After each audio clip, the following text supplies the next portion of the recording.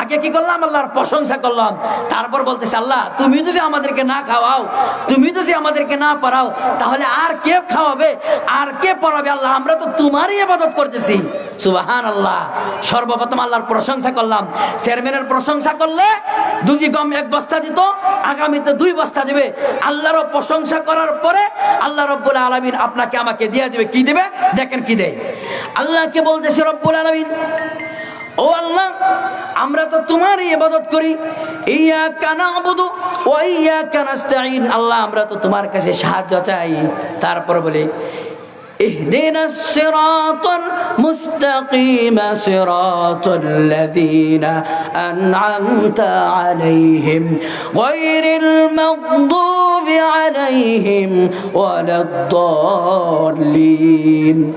তারপর আমরা বলি ইহদিনাস সিরাতাল মুস্তাকিম। রব্বুল আলামিন ও আল্লাহ তাআলা তুমি আমাদেরকে সোজা সহজ সরল পথটা আমাকে দেখাও, জান্নাতের রাস্তায় আমাদেরকে পরিচালিত করো। প্রথম কি বললাম? আল্লাহর প্রশংসা করলাম। তারপর আল্লাহর কাছে সাহায্য চাইতেছি।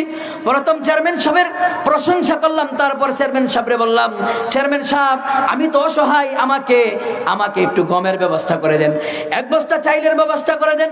চেয়ারম্যান সাহেব আমার বাড়িঘর ভালো না, আমার ঘর দিয়ে পানি পড়ে, আমার টিনের চাল দিয়ে পানি পড়ে, চেয়ারম্যান সাহেব আমাকে একটা ঘরের ব্যবস্থা করে দেন।